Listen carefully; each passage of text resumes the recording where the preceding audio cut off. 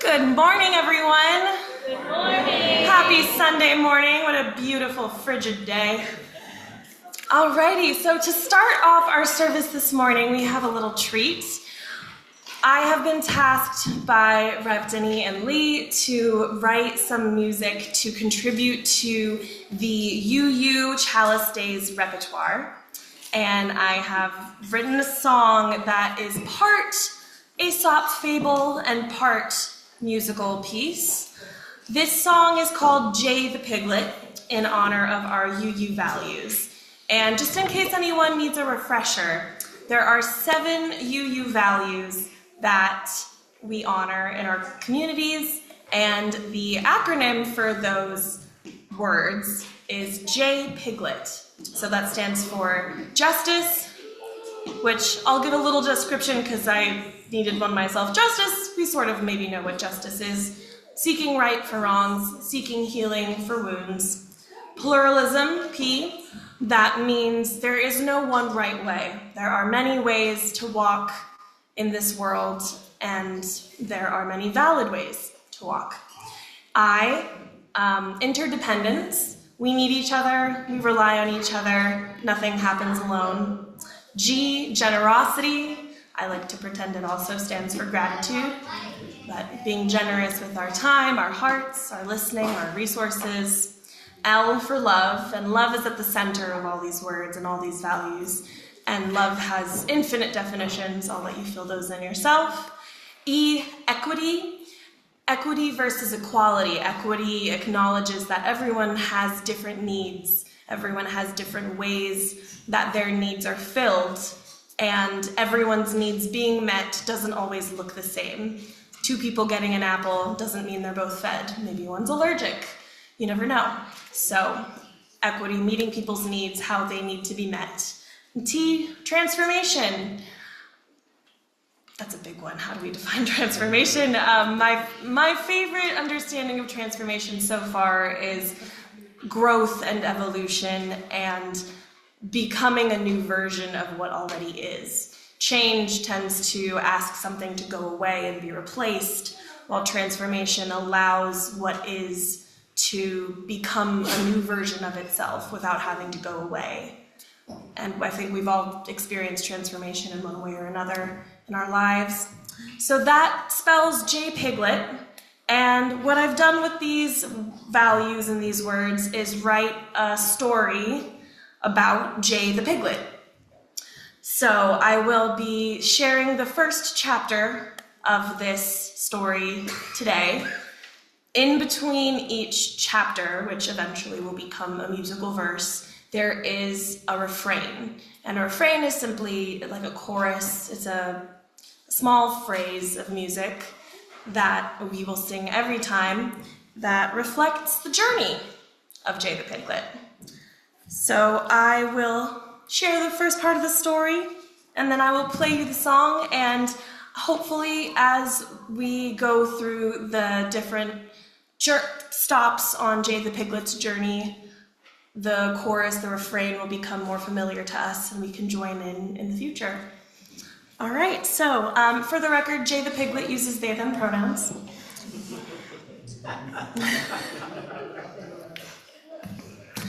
One sunny morning, Jay the Piglet roamed the meadows, sniffing flowers with their pink little snout. Lovely smells from tall flowers, small flowers, pink, white, and blue flowers, all kinds of leaves and detritus filled their happy head. Then, out of nowhere, bam! Something bumped Jay from behind, pitching them forward, their snout pummeling into the ground. All in a daze, Jay picked themselves up, blew the dirt from their snout, and looked to see what had bumped them from behind. On the road behind them, Jay saw Kay the kangaroo jumping quickly by, hands full of things and paying no mind. "I have no time," Jay heard Kay exclaim as Kay jumped along with furious speed, missing the lovely smell of the flowers as they went. Jay the Piglet's snout hummed with a bruise. They looked where they fell and saw the flowers all smushed. "Ouch," thought Jay. "That wasn't nice. My snout is bruised. The flowers are crushed, and my feelings are hurt that Kay was paying no mind. This isn't right, Jay thought out loud. I'd like to find Kay and tell them I was hurt. My snout is bruised and was filled up with dirt. I was enjoying the flowers, and now they are smushed. I'm sure Kay didn't mean it, but still, it occurred. Maybe if I catch them up, we can work together and make sure this never happens again. So, Jay the piglet left the meadows and walked towards the road, seeking justice for the flowers, their snout, and their hurt feelings. Jay had never been down the road before, but they knew it was important to speak with Kay and heal these wounds. To give themselves confidence and guide their way, Jay lifted their little voice and sang this refrain. Michelle will be my music stand.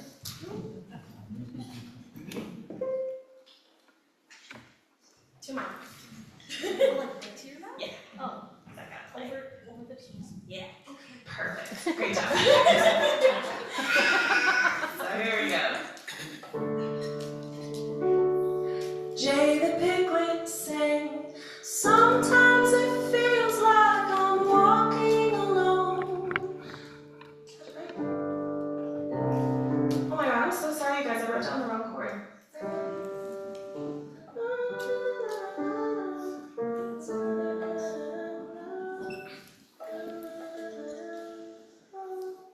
There we go. Okay, here we go.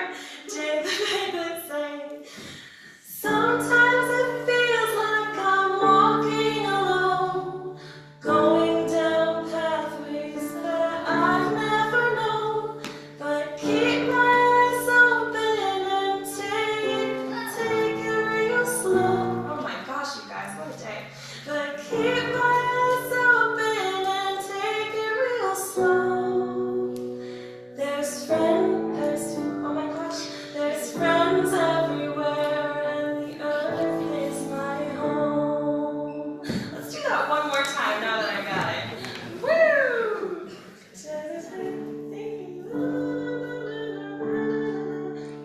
There we go.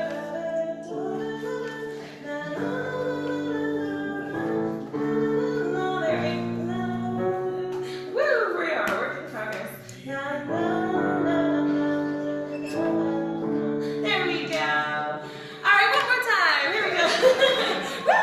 All right. Jay the piglet says, sometimes it feels like I'm walking alone, going down pathways that I've never known, but keep my eyes open and take it real slow. Slow.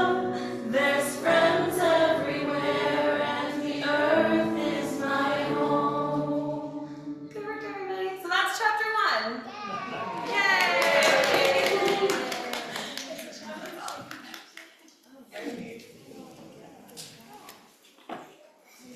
Alrighty. Now for our welcoming words. Amber Collins. In their home congregation, and again, all UUs from birth. They talked about how they would celebrate the holidays of other faith traditions and bemoan the fact that we didn't really have our own distinctly Unitarian Universalist holiday. So they made one up and decided that it should take place during the first full week of December, when so many traditions are celebrating by lighting candles in the dark. They declared that it should run from Sunday to Sunday, and that the centerpiece of the holiday should be to engage in the simple act of lighting a chalice at home, which none of them could ever remember doing, and reflecting on the principles of our faith, reflecting on our values. The idea made a bit of a splash, and some congregations adapted and adopted the idea. A lot of congregations were skeptical. A lot of Unitarian Universalists were skeptical. I was skeptical. I felt like the whole idea was just fake, a made-up holiday. But then after a couple of years, it occurred to me that at some point, all holidays are made up. I mean, Christmas was invented in the Middle Ages and stuck into the calendar in December to be a sacred counterbalance to the debauchery of the pagan celebration of Saturnalia. So what if this holiday symbolized by our flaming chalice is made up? I realized I had never lit a chalice at home and thought it would be a great reason to engage in this sacred act of community beyond Sunday in the sanctuary. I realized that this is a great opportunity to create something that is ours, that we can give to our children, not just as a legacy, not just as a reminder to them that we were here, but as joyful proof that we belong to them, that we all belong to each other. So I came up with a bunch of stuff. I just invented them one afternoon and introduced them to my then congregation that evening, and I called them Ancient Rituals and Time-Honored Traditions, said with a wink. It's always ancient rituals with time-honored traditions, every single time. Now, some of them stuck and some of them didn't. Some people were inspired and ran with the idea and created their own family traditions. Some traditions from year to year got misremembered and morphed into something else, while others evolved more organically and intentionally. So here we are a decade later, still making 7-pointed stars like this one, or these ones, which are a little different if you notice. And they symbolize our 7 value words: justice, pluralism, interconnectedness, generosity, love, equity, and transformation. We're still lighting chalices every day. Everything from fancy purpose-made chalices to margarita glasses pressed into service, to improvised chalices. The most creative one I ever saw was an inverted shot glass with an empty tuna can glued to it. We're still lighting these chalices during one of the darkest weeks of the year to bring home the light of hope that we always share here in this sanctuary. And we place mirrors under or near them to remind us to take time this week to reflect.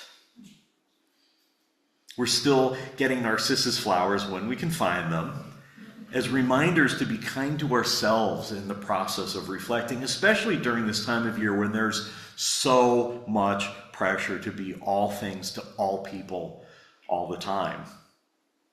We're still decorating with red, orange, and yellow. We're still giving little homemade gifts when we can, as gentle symbols of our affection and care for one another.